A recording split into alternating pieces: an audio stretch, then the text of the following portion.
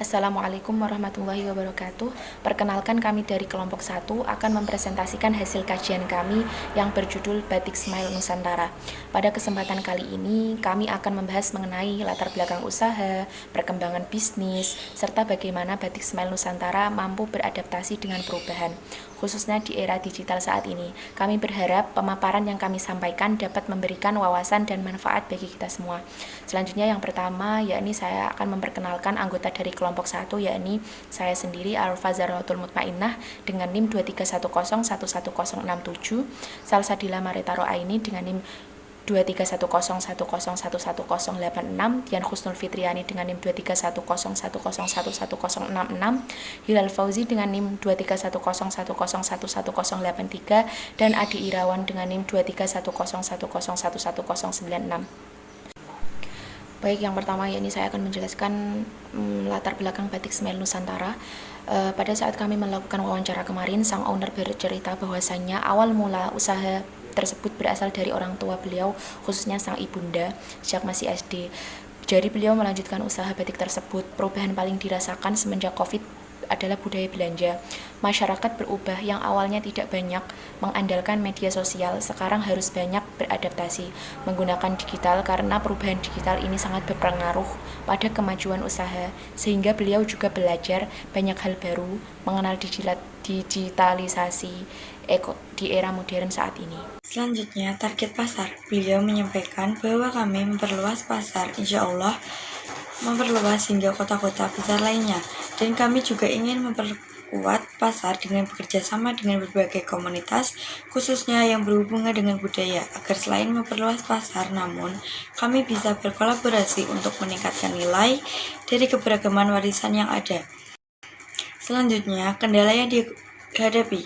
Kendala di generasi saat ini, banyak anak muda yang ingin berpendapatan tinggi dengan usaha serendah mungkin. Itu tidak mungkin terjadi di pekerjaan manapun, dan daya saingnya untuk berjuang saat ini sangat rendah. Beda dengan zaman-zaman sebelumnya yang lebih gigih dan mau kerja keras, lebih tahan tempaan.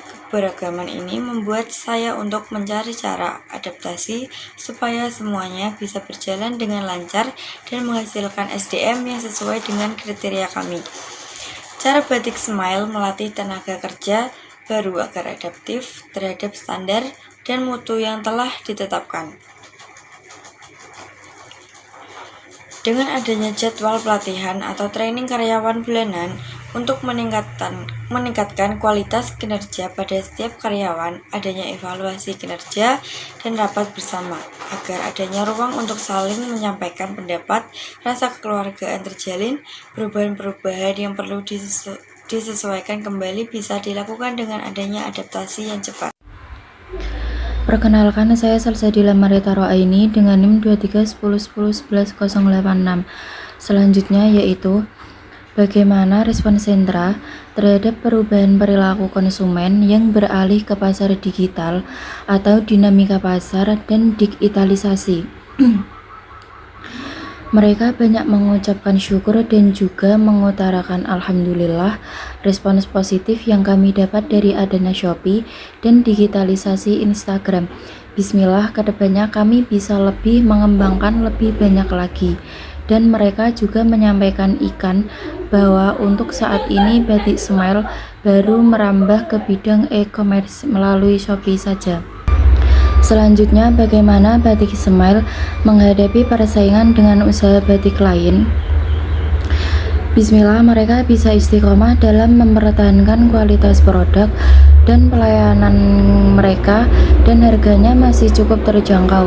Jadi, ketika customer beli produk kami, bisa selalu puas dan kembali lagi untuk membeli koleksi produk-produk kami.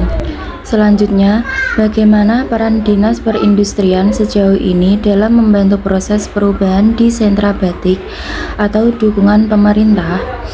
Alhamdulillah, dengan adanya pemerintah mewajibkan menggunakan batik pada saat itu, penjualan kami sangat terbantu, serta banyak yang bekerja di pemerintah menggunakan seragam batik dari kami.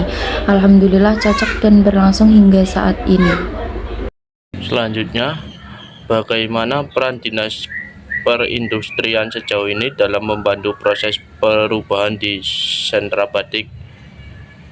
Pasti ada perubahan regulasi dan habitat ya. Namun kita berikan arahan agar seluruh karyawan bisa beradaptasi dengan perkembangan zaman. Berikutnya, apakah ada rencana atau kebutuhan untuk modernisasi mesin atau peralatan? Saat ini mereka belum menggunakan penawaran alami, masih menggunakan sintetis karena warna lebih awet dan terang dan harganya masih bisa ditekan. Kalau dari pewarnaan alami, untuk pewarnaan kurang keluar dan harus melakukan beberapa tahap yang cukup panjang dan memakan waktu dalam pemrosesan. Sekian, terima kasih. Saya akhiri. Wassalamualaikum warahmatullahi wabarakatuh.